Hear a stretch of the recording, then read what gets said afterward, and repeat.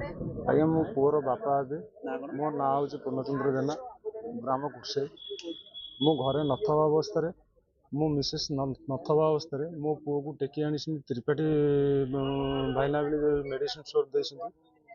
ସେ ଟେକିକି ଆଣିଛନ୍ତି ଯେ ଆମକୁ ଗାର୍ଡିଆନ୍ ହିସାବରେ ଆମକୁ କିଛି ଜଣାଇ ନାହାନ୍ତି। ଗୋଟେ ଭିଡ଼ିଓ ଭାଇରାଲ ହେବା ପରେ ଆମେ ମା ବାପା ଆମେ ଜାଣିଲୁ, ଜାଣିକି ଆମେ ଥାନାକୁ ଆସିବୁ ବୋଲି ଆମେ ପ୍ରତିଶୋଧ ଦେଖିଲେ ଆସିକି। କିନ୍ତୁ ମୋ ପିଲାକୁ ଗ୍ରାମ ବ୍ୟାଙ୍କ ସାମ୍ନାରୁ ଗୋଟେ ବ୍ଲାକ୍ କାର୍ଡ ପକେଇ ପଛପଟେ ହାତ ବାନ୍ଧିକି ମୋ ପିଲାକୁ ବାଡ଼ିଆ ବାଡ଼ି କରିକି ବର୍ତ୍ତମାନ ତାକୁ ଧରିକି ବର୍ତ୍ତମାନ ଆସିଛନ୍ତି ଥାନାକୁ। ଭାଇରାଲ ହେଲା ପରେ ଆମେ ଜାଣିଲୁ ଯେ ବର୍ତ୍ତମାନ କୋଉ ସକାଶେ କ'ଣ ହେଇଛି ବୋଲି ଆମେ ତ ସେ କଥା ଜାଣିନଥିଲୁ ନା।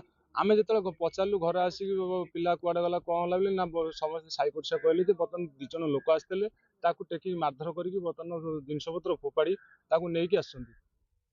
ନେଇକି ଆସିବା ଭିତରେ ତାକୁ ଏଠି ବାଡ଼େଇଛନ୍ତି, ବାଡ଼େଇକି ତାକୁ ମାରଧର କରିକି ତାକୁ ଥାନା ଯାଇ ବଜାର ମାର୍କେଟରେ ତାକୁ ଚଲେଇକି ଆଣିଛନ୍ତି। ମୋ ପୁଅ ବର୍ତ୍ତମାନ 9ମ ଶ୍ରେଣୀରେ ପାଠ ପଢୁଛି, ପରୀକ୍ଷା ଦେଇଛି, ତାର ଭବିଷ୍ୟତ ପୁରା ନଷ୍ଟ। এই ଭିଡ଼ିଓ ଯେଉଁ ଭାଇରାଲ ହେଉଛି ବର୍ତ୍ତମାନ ତା ଭବିଷ୍ୟତ ନଷ୍ଟ ହେଇଯାଇଛି। ଆଜି ତାରି ପୁଅ ହେଇଥାନ୍ତା, ଆଜି ସେ ସେମିତି କାମ କରିଥାନ୍ତେ, ତାର ପୁଅ କ'ଣ ତାକୁ କ'ଣ ଏମିତି କରିଥାନ୍ତେ? ଇଏ କି ନ୍ୟାୟ ମିଳୁଛି? ଥାନାରେ ଅଭିଯୋଗ କରିବା ଭିତରେ ଥାନା ଆଇଆଇସି ସାର୍ କହୁଛନ୍ତି ଯେ ବର୍ତ୍ତମାନ ଆପଣଙ୍କ ଘର ଟିକେ ଇନକ୍ୱାରି କରିବାକୁ ଯିବୁ। ଆମ ଘର ଟିକେ କ'ଣ ଇନକ୍ୱାରି କରିବାକୁ ଯିବେ? ଆପଣ ତାକୁ ଦଣ୍ଡ ଦେଇ ଦିଅନ୍ତୁ।